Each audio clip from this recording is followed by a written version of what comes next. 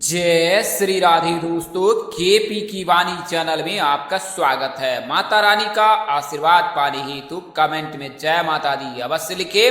वहीं अगर आप महाकाल के भक्त हैं तो कमेंट में हर हर महादेव अवश्य लिखें। यकीन जानिए माता रानी संग महादेव की कृपा आप पर और आपकी पूरी परिवार पर अवश्य बरसेंगी और आप सब परिवार स्वस्थ एवं सुखी रहेंगे। साथ ही आपकी सभी मनोकामनाएं यथाशीघ्र अवश्य पूर्ण हो जाएंगी। दोस्तों, आज की वीडियो में आषाढ़ महीने में जिन जातकों के सगाई शादी और विवाह के योग बन रहे हैं उसकी जानकारी देने जा रहा हूं और यह जानकारी आपको शुक्र के राशि परिवर्तन के आधार पर देने जा रहा हूं। शुक्र जब किसी राशि में प्रवेश करते हैं तो उस राशि के जातकों के लिए शुभ योग बनाते हैं। शुक्र जो है सुख, ऐश्वर्य, प्यार, रोमांस, विवाह के कारक माने जाते हैं। पुरुषों के विवाह के कारक शुक्र माने जाते हैं और जिन जातकों की कुंडली में शुक्र मजबूत होते हैं उनकी शादी शीघ्र हो जाती है। अगर कुंडली में शुक्र कमजोर है तो उसे मजबूत करने की कोशिश करें। हालांकि अगर शुक्र मंगल के साथ युति बना लेता है तो विवाह में बहुत बाधा आती है या फिर विवाह जो है आधी उम्र में होती है। तो शुक्र का राशि परिवर्तन कई जातकों के लिए शुभ योग बनाता है। शुक्र कई राशि के स्वामी है तो कई राशि में उच्च के होते हैं शुक्र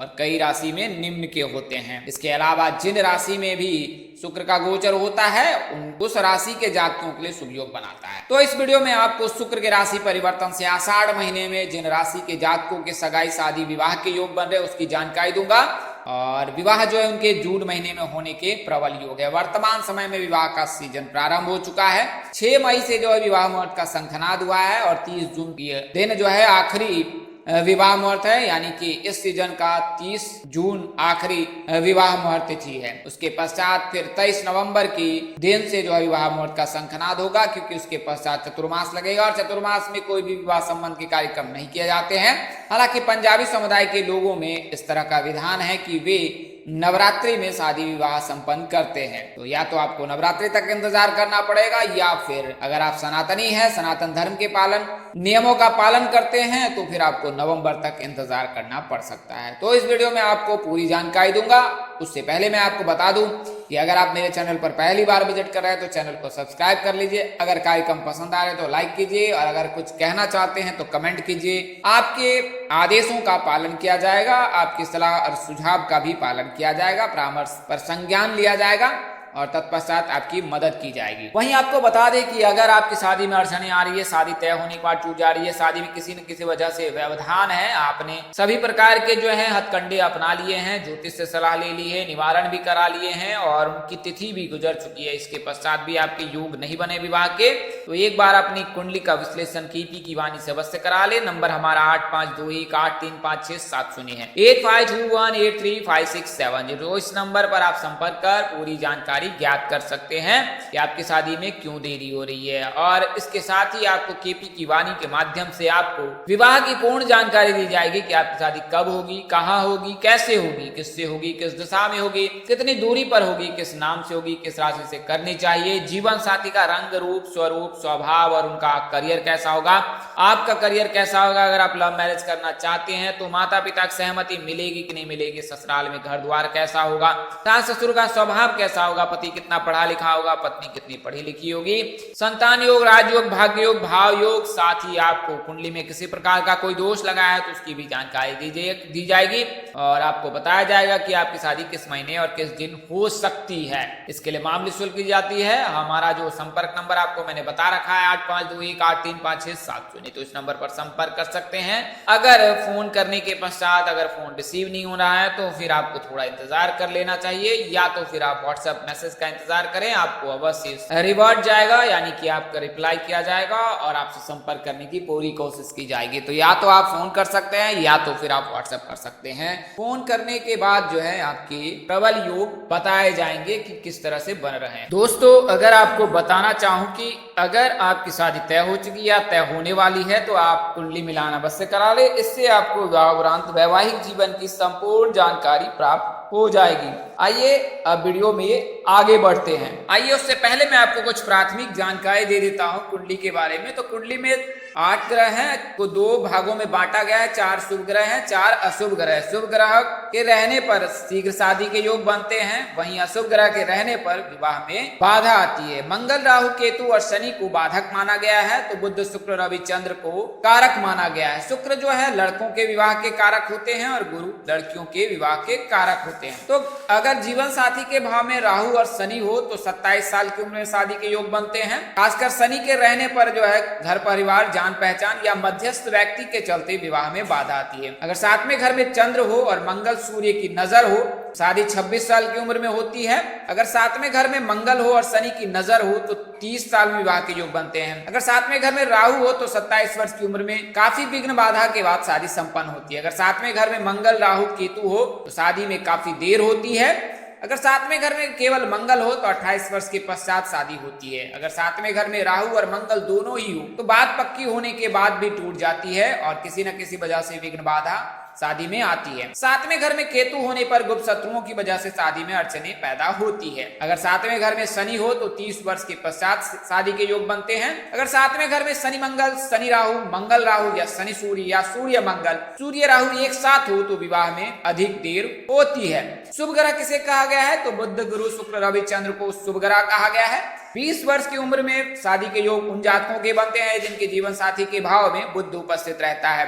अगर 7वें घर में गुरु, शुक्र या चंद्र हो तो 24 वर्ष के पश्चात शादी के योग बनते हैं। अगर 7वें घर में केवल गुरु हो तो शादी 25 वर्ष के बाद योग बनते हैं। अगर 7वें घर में सूर्य हो और उस पर कोई भी अशुभ ग्रह की दृष्टि ना हो तो 27 की उम्र में शादी के योग बनते हैं। तो ये तो जानकारी मैंने आपको प्राथमिक दी है। आइए अब मैं आपको शुक्र के बारे में बताता हूँ। तो शुक्र जो है राशि परिवर्तन कर रहे हैं 30 मई को, और 30 मई को शुक्र जो राशि परिवर्तन कर मिथुन राशि से निकल कर कर्क राशि में प्रवेश करेंगे और इससे जो है जून महीने में 5 राशि के जातकों के लिए शुभ योग बनाएगा। तो शुक्र जो है आकाश में सबसे ज्यादा चमकने वाला ग्रह है। शुक्र को शुभ ग्रह के रूप में माना जाता है।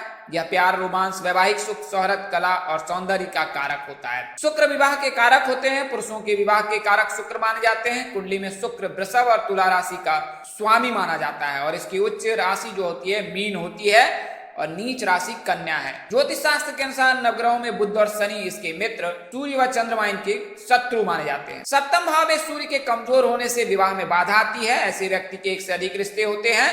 दाम्पत्य जीवन भी प्रभावित होता है इनका। साथ ही कमजोर शुक्र खर्च में भी वृद्धि कराता है और जातक विलासिता की वस्तुओं में लिप्त रहता है। उपाय के तौर पर जातक को ससुराल वालों के साथ साझेदारी से बचना चाहिए। जीवन साथी को नीले कपड़े नहीं पहनना चाहिए। आइए अब मैं आपको कुछ सगाई के बारे में महत्वपूर्ण जानकारी देता हूँ।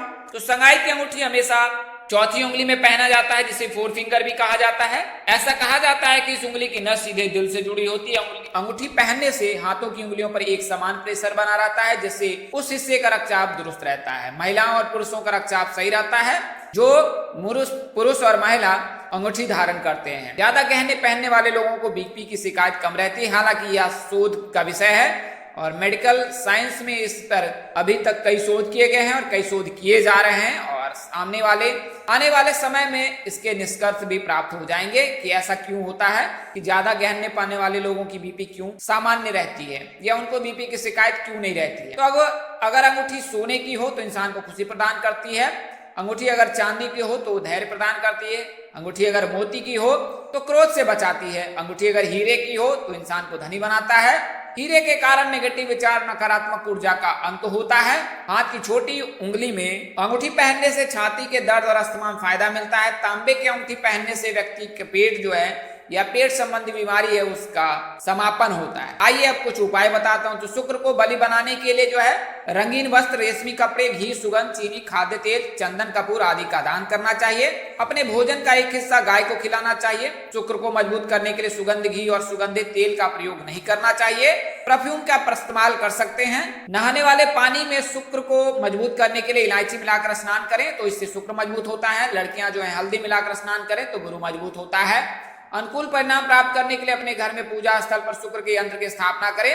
साथ ही शुक्र के दुष्प्रभाव को खत्म करने के लिए धन की देवी माँ लक्ष्मी की पूजा करनी चाहिए। हर शुक्रवार को लक्ष्मी नारायण मंदिर जाएं और लक्ष्मी चालीसा का पाठ करें।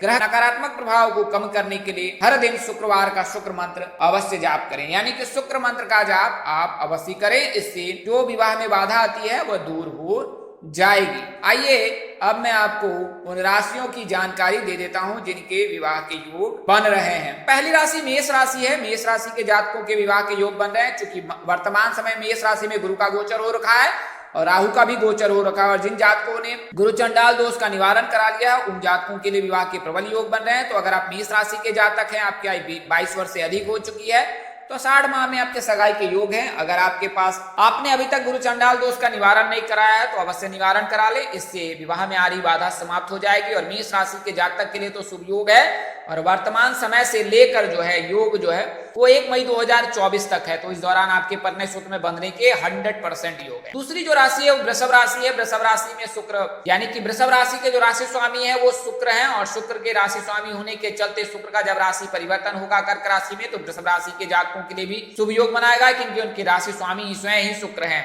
इसके चलते शुक्र के राशि स्वामी होने के चलते वृषभ राशि के जो जातक होते हैं वो बेहद ही मधुर भाषी होते हैं, सुंदर होते हैं, खूबसूरत होते हैं, साथ ही अपनी कला में निपुण होते हैं। इन्हें गहने महंगे कपड़े पहनने के शौक होते हैं। तो अगर आप वृषभ राशि के जातक हैं तो आपके लिए भी शुभ योग बन रहा है। आपका नाम अक्षर BUV से होता है। अगर आप जन्मदिन से जानकारी प्राप्त करना चाहते हैं तो आपको बता दें कि वृषभ राशि के जातकों के 23 वर्ष के पश्चात विवाह के योग बनते हैं। तो अगर आप वृषभ राशि के जातक हैं तो आपके लिए शुभ योग है। इसके अलावा कर्क राशि में शुक्र का भी गोचर हो रहा है, गुरु का भी गोचर होगा और गुरु जो है वर्तमान समय में जो है मेष राशि में है, गुरु कर्क राशि में हो चुके होते हैं। और जब शुक्र का गोचर कर्क राशि में होगा तो कर्क राशि के लड़कों के विवाह के योग बनेगा, इससे पूर्व लड़कियों के विवाह के योग है।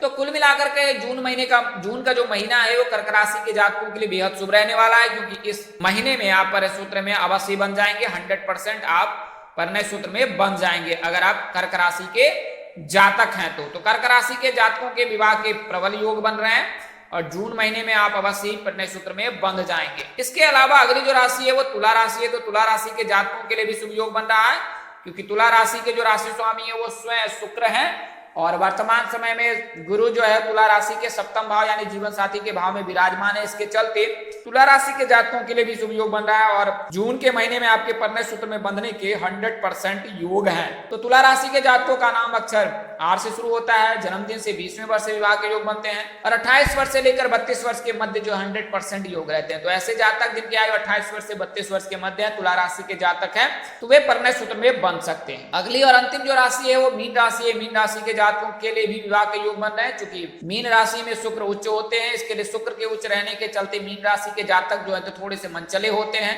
थोड़े से फ्लर्ट करने वाले होते हैं और प्रेम जाल में जल्द ही फंस जाते हैं या किसी के प्रति जो है इनका प्यार स्नेह बहुत अधिक रहता है। तो अगर आप मीन राशि के जातक हैं तो आपके लिए भी विवाह के प्रबल योग बन रहा है। अगर आप मीन राशि के जातक हैं तो जो शुक्र का राशि परिवर्तन होगा, वर्तमान समय में शुक्र का राशि परिवर्तन है, आने वाले समय में जो शुक्र का राशि परिवर्तन होगा उस दौरान आपके विवाह के प्रबल योग बनेंगे। मीन राशि के जातकों का नाम अक्षर D से होता है और आपके लिए विवाह के योग बना रहा है। आने वाले समय में जब 30 अक्टूबर को राहु का गोचर होगा मीन राशि में, तो उस समय में भी राहु परिवार यानी कि प्रेम संबंध स्थापित करने की जो है योग बनाएगा, आपके परिणय सूत्र में बंधने के प्रबल योग बनेंगे। तो मीन राशि के जातक भी इस लिस्ट में शामिल है। तो कुल मिलाकर के 5 राशि मेष राशि, वृषभ राशि, कर्क राशि, तुला राशि और मीन राशि के जातक के जून महीने में परिणय सूत्र में बंधने के प्रबल योग है। ऐसा शुक्र के राशि परिवर्तन के चलते हो रहा है। शुक्र राशि परिवर्तन कर रहा है 30 मई को। शुक्र राशि परिवर्तन कर 30 मई में जो है मिथुन राशि से निकलकर कर्क राशि में प्रवेश कर जाएंगे और इसके पश्चात इन 5 राशि के जातकों के लिए विवाह के योग बनाएगा, क्योंकि शुक्र जो है वृषभ और तुला के राशि स्वामी है और वर्तमान समय में गुरु जो है तुला राशि के जीवन साथी के भाव में विराजमान है। इसके चलते गुरु और शुक्र की जो है कृपा तुला राशि के जातकों पर 100% बन रही है। तो दोस्तों इस वीडियो में मैंने आपको उन 5 राशियों की जानकारी दी जिनके विवाह के योग बन रहे हैं और ये जो योग है वो जून महीने में बन रहे हैं। आषाढ़ महीने में आपकी सगाई हो सकती है। शुक्रदेव आपके विवाह कराएंगे और आपके परिणय सूत्र में बंधने के प्रबल योग हैं। तो इस तरह की अन्य वीडियो देखने के हमारे साथ बने रहे। आपको यह कार्यक्रम कैसा लगा आप कमेंट करके हमें अवश्य बताएं। माता रानी की कृपा से आपके चेहरे पर हमेशा मुस्कान बनी रहे, आप सौ परिवार स्वस्थ एवं सुखी रहे। इन्हीं शुभकामनाओं के साथ आपसे विदा लेता हूँ कि जल्द एक नए वीडियो और एक नई जानकारी लेकर आपके समक्ष हाजिर होऊंगा। तब तक के लिए इस नाचीज दोस्त को इजाजत दे। आप जहाँ रहे मस्त रहे, स्वस्थ रहे, व्यस्त रहे। माता रानी की असीम कृपा पर बरसती रहे। परम पिता परमेश्वर आपको सद्बुद्धि, सत्मार्ग और आगे बढ़ने की शक्ति दे। नमस्कार, जय श्री राम दोस्तों, जय श्री कृष्णा, जय माता दी, जय वाहिगुरु।